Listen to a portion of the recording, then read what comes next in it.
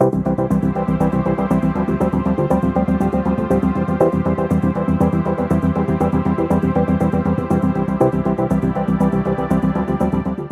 highly competitive markets, business owners need to differentiate between themselves from their competitors in a bid to influence a consumer's purchasing decision in their favor.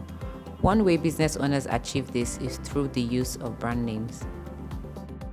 Hello everyone, my name is Temilola Muyiwa-Ajayi and I'm here with my colleague Ifeanyi, Ugbechie, Egbumoke. We are associates at the Intellectual Property Media Entertainment team of Banwa Nigodalo, and we would briefly be talking about an interesting topic: protection of brand names. Ifeanyi, what do you think brand names are? Or to you, what are brand names? Okay, so a brand name is the name used by a business owner to identify and differentiate his business, his goods and services from that of another business owner. So an example is in the Nigerian financial industry, we have GT, we have Access, and we have UBA. All these brands, they offer financial services, but then their brand names differentiate them from one another. Oh, okay. Yeah.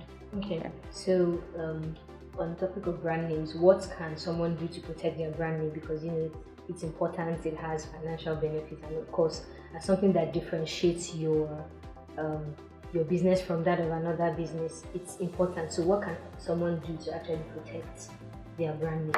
Okay, so first and most importantly, you should register your brand name as a trademark at the Trademarks Registry. And then, so a trademark is a logo, a word, a slogan that differentiates or distinguishes goods and services of one proprietor from the other. Okay.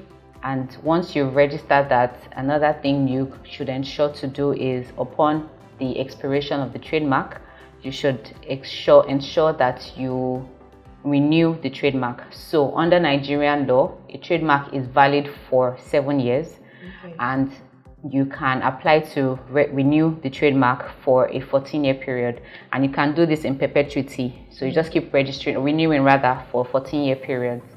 And then another thing you can do is you can enlist the services of an IP watch company or firm. So they are boutique firms or companies that what they do is that they help you catch an attempt of a third party to register a similar or identical mark to yours, so they can inform you of that. And then when they do that, you can oppose the registration of that before it is duly registered. Another thing you can do to protect your brand name is that you can send or issue a cease and desist letter to the third party, basically telling them that you use or you own this brand name or the trademark, as the case may be, and you are telling them to stop using that or refrain from using that name that's similar, identical to yours. And then, so I guess the cease and desist would come in where you identified someone who is using the same or similar trademark to yours. Yes, you can do that. And then lastly, what you can do is that you can give it some form of an online presence. So you can register the brand name as a domain name. So a domain name is, for example, .com.ng. So you can register that online or on the internet to basically just give it some form of internet presence or reputation. So yes, those are basically people from using that brand name. Exactly. Yes. Can I use my name as a brand name? And then even if I do, can I register it as a trademark at the registry? Okay, yes, you definitely can.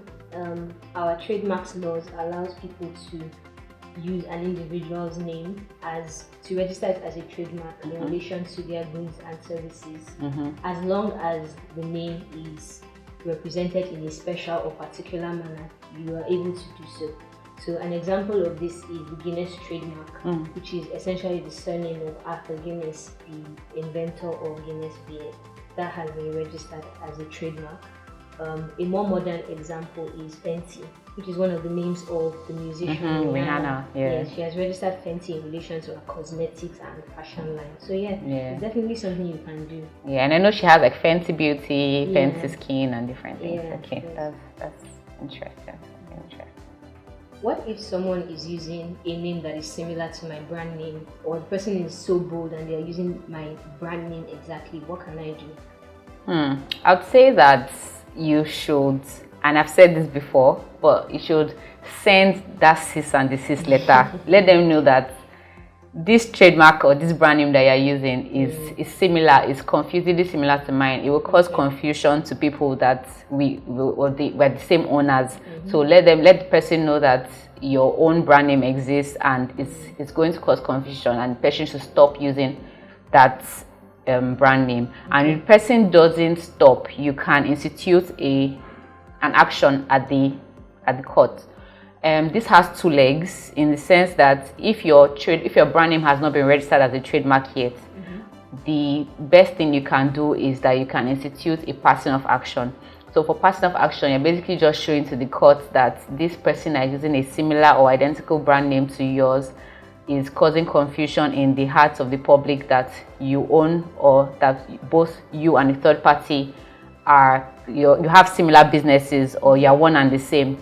And then if your brand name has been registered as a trademark at the trademarks registry, the action you'll be instituting is the trademark infringement action. So for this, now you're showing the court that you have a valid proof of registration, which is your registration certificate, that you've been issued the certificate by the trademarks registry, and that you have registered the trademark in respect to the goods or services that you provide. And yes, I think that makes sense, considering that even under the Trademarks Act, it says that if your trademark has been registered, that there are rights that are exclusive to you. So it's just a matter of showing the court that this is my proof that I am entitled to exercise these rights. So exactly. That makes sense. Yeah. I should also let you know that you have a higher chance of success in instituting a trademark infringement action and a person of action, because person of actions are mainly for unregistered marks. So if you've initiated the process but you've not been issued your certificate, you can only institute the person of action. And the person of action, you're basically just showing that your brand name is distinctive from the third party's brand name. But for the trademark infringement action, you're showing the court that you have proof. So once the court says that, it's almost a no-brainer for them to know that you have priority over the third party that's trying to use an identical or similar mark to yours. So basically, you're saying that in a person of action, the burden of proof is much higher than in a trademark infringement. Exactly. So that makes it easier if you've registered your trademark than if you're trying to prove passing of. Exactly. Yeah. So if I find out that my competitor in whatever business I'm engaging in is using a brand name that has a similar color or font to mine, how can I go about it? What can I do in that instance? Okay, well, I mean, we know that a brand goes beyond just the name. There's also the look and feel element to it that is usually communicated through colors and fonts and all of that. Yeah. However, under Nigerian law, you can't exactly register a font or a color as a trademark. So you can't really exclude others from using similar or identical colors and fonts to yours. Okay. However, there are some cases in which you may be able to establish passing off, especially in the case where the competitor has used the colors and the font in a way that it infers that there's a connection between your business and the other person. And it causes confusion. But in order to do this, as we've talked about passing off, that it's quite a high burden of proof. You have to establish that you have a significant brand reputation with the font and the colors. So it's not an option that is exactly available to any person. Okay.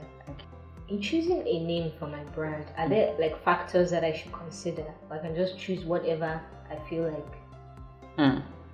I'd say yes. There are definitely factors you need to consider. Okay. One, you need to firstly ensure that the brand name that you're choosing is one that would be registrable as a trademark at the trademarks registry. Okay. Once you've been able to choose that, there are factors to now consider in ensuring that the name that you're choosing to register as a trademark follows some laid down. Then there's some factors to consider in ensuring that the name would be registered as a trademark at the registry. So one, you have to ensure that the name that you're choosing is distinctive. The distinctive element here means that you should be able to distinguish your good or service from that of another proprietor. Okay. Yes.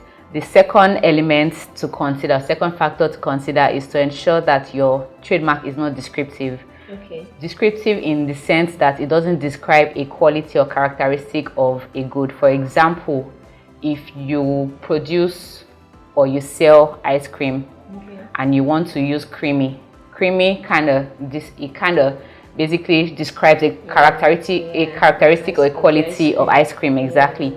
You have to ensure that it's not a chemical substance, so it does not include any chemical substance in the name. You have to also ensure that it is not a geographical name. A geographical name in the sense that if you want to register a trademark, try not to add Lagos or Nigeria to it. I mean, this is the general rule, but in practice there are exceptions. If you want to register it at the trademarks registry, you can write to the relevant government authority in that basically the relevant government authority in the area or the kind of services you render, basically letting them know that you intend to use Lagos or Nigeria with your trademark, and they should give you consent to use that. But you have to prove or show the reason. You have to show cogent reasons why they should give you consent to register that Nigeria or Lagos, as the case may be, with your trademark. I mean, the Lagos or Nigeria is just an example, but you have to show that. And then lastly, your name must not be deceptive in the sense that it shouldn't be a similar or identical mark that is in existence. Someone's mark that has gained reputation or goodwill in the market, and you've seen that and you now want to profit from that, and you're choosing a similar name to that. It shouldn't. That's deceptive. The registry will not accept that to be registered as a trademark. Yes, so those are the instances, I think. Okay, so what about, what if someone decides to be cheeky and register a swear word as a trademark? Yeah, so those are scandalous or offensive, and those are not allowed. That's another factor you need to consider. Scandalous offensive marks would not be allowed at the registry to be registered as a trademark. Yeah, the registry frowns upon it. So as a brand owner, if I want to prevent competitors from registering a similar, or rather using a similar brand name to mine, if I've initiated the trademark process, does it help if I add like TM? There are some trademarks that you see that they have TM at the end, or they have R with a circle at the end. Does this help? Okay, so the TM symbol is usually used when you initiated the registration process. Okay. And then R is usually used in respect of the goods and services that actually appear on the registration certificate. So when it's actually been registered for that, for those goods or services. However, just putting the symbol doesn't really protect your trademark.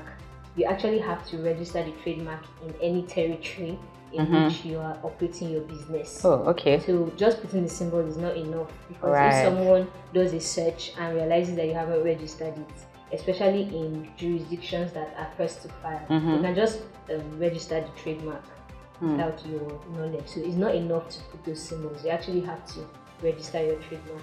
So basically, I'm deceiving myself if I put TM or R. Okay, that's very good to know. Yeah. Thank you very much for watching. We hope you've been able to learn a thing or two from this very enlightening conversation on protection of brand names. If you have a question or a comment, you can just leave one below. And if you found this useful, you can please share, like, repost, or engage. And yes, that'll be it. Thank you very much for watching. Thank you. Bye.